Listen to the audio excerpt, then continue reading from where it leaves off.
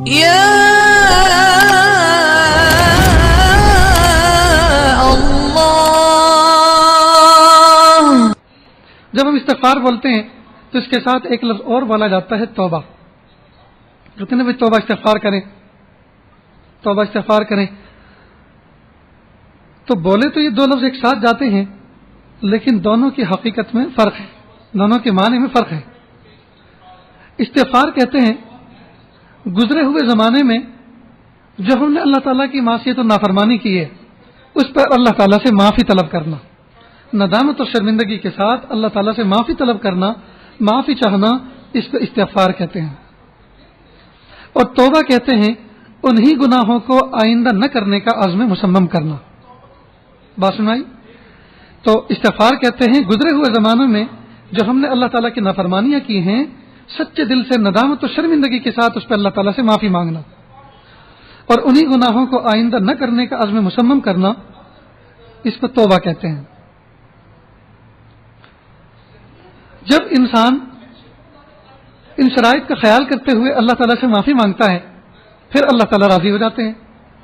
تو اللہ تعالیٰ کی رضا اس طرح سے حاصل کرنا آسان ہے.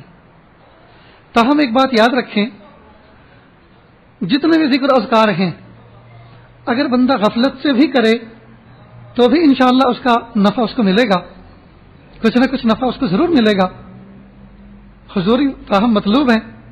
لیکن استغفار اور توبہ یہ ایک ایسی عبادت ہے کہ اگر غفلت سے کرے گا تو حضرت شیخ سکری رحمۃ اللہ علیہ نے کسی جگہ تحریر فرماتے ہیں توبہ اور استغفار اگر غفلت کے ساتھ کرے گا تو بجائے گناہ معاف ہونے کے اور گناہوں میں پختگی کا سبب بنے گا. اچھی طرح سمجھ لیں اس چیز کو.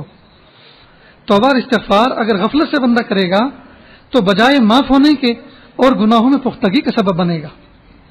اور بات سمجھ میں بھی آتی ہے کہ معافی اگر کوئی بندہ کسی سے مانگے تو معافی مانگنے کے اس کے جذبات اور ادائیں بھی تو ہونی چاہیے. اگر راہ چلتے ہوئے کسی شخص کی مثلا نافرمانی کر رکھی ہے اور راہ چلتے ہوئے اس سے کہیں ہاں بھائی معاف کر رہا ہے کہ نہیں کر رہا، اب اس طرح سے اگر معافی مانگے تو یہ تو اس کا استہزاء ہے. غفلت کے ساتھ معافی مانگ رہا ہے تو یہ تو مذاق ہے. اس لیے معافی چاہنے کے لیے انداز بھی ندامت والے ہونے چاہیے، شرمندگی والے ہونے چاہیے، تبھی تو کوئی بندہ معاف کرتا ہے. اس لیے جب بھی توبہ اور استغفار کریں تو کامل استحضار کے ساتھ اللہ تعالیٰ کی طرف متوجہ ہو کر اللہ تعالیٰ سے کریں پیارے اللہ معاف کر دیجیے. آج کل اس امت کے لیے اپنی اپنی جگہوں پر بیٹھے ہوئے بزرگان دین سرد سرد آہیں اور گرم گرم آنسو بہا رہے ہیں، لیکن امت کا خود حال یہ ہے جو گنہگار ہے وہ خود اللہ تعالیٰ سے معافی نہیں مانگ رہی. ہمیں چاہیے کہ ہم اللہ تعالیٰ سے ٹوٹ کر معافی مانگنے والے بنیں، ٹوٹ کر معافی مانگنے والے بنیں. ایک عجیب مثال کسی جگہ تحریر فرمائی کہ اگر کوئی بندہ اپنے بیٹے کو اسکول میں داخل کرے پڑھنے کے لیے اور وہ بچہ شرارتی ہو، انتظامیہ کے ناک میں دم کر رکھا ہو اس نے، تو وہ آج ہی جا کر اس کو مدرسے سے نکال دیتے ہیں، ادارے سے نکال دیتے ہیں اور کہتے ہیں آپ دفعہ دور ہو جائیں، آپ اس قابل نہیں ہیں کہ یہاں رہ کر داخلہ لے کر آپ پڑھ سکیں، نکالتے ہیں. اب اس کی کلاس کے بچے ہم سبق سارے کے سارے آئیں اور محتم صاحب کی سفارش کریں، محتم صاحب سے درخواست کریں، معافی مانگیں اور کہیں حضرت معاف کر دیجئے، بس کے 2 مہینے باقی ہیں ابھی فارغ ہونے میں، سال پورا ہونے میں، اس کو کوئی داخل بھی نہیں کرے گا، آپ اس کو معاف کر دیں، ہم اس کی طرف سے معافی مانگتے ہیں. اور ساتھ میں وہ بچہ بھی کھڑا ہو، یہاں تک کہ اس کے والد بھی موجود ہوں، وہ بھی معافی مانگ رہے ہوں. اب بچے بھی معافی مانگ رہے ہیں، والد بھی معافی مانگ رہے ہیں. محتم صاحب دیکھتے ہیں کہ اتنی لجاجت سے عاجزی سے معافی مانگ رہے ہیں، معاف کر دینا چاہیے. لیکن جب نظر اس بچے کی طرف پڑتی ہے تو اس کے انداز دیکھ کر متکبرانہ فوراً وہ نظر پھراتے ہیں اور نظر پھرا کے فوراً بیٹھ جاتے ہیں اور کہتے ہیں بھائی جاؤ آپ اپنا کام کرو، آپ اپنا کام کرو. جس نے قصور کر رکھے ہیں اس نے تو ایک مرتبہ بھی معافی نہیں مانگی، جس نے قصور کر رکھے ہیں اس نے تو ایک دفعہ بھی معافی نہیں مانگ رہی. اگر وہ ایک بار بھی مجھ سے معافی مانگ لیتا تو میں معاف کر دیتا. دوستو حال یہی ہے، ساری امت کے صلاحہ، ساری امت کے علماء، اتقیاء اللہ تعالیٰ سے امت کے حق میں معافیاں مانگ رہے ہیں، لیکن امت کا حال یہ ہے کہ رات اور دن گناہوں میں پڑی ہوئی ہے، خود کبھی معافی نہیں مانگ رہی. ہمیں چاہیے کہ ہم ندامت اور شرمندگی کے ساتھ اللہ تعالیٰ سے معافی مانگنے والے بنیں. اس معافی کے جہاں اخروی منافع ہیں، دنیا میں بھی اس کے بہت سارے منافع ہیں، بہت ساری خوبیاں وابستہ ہیں.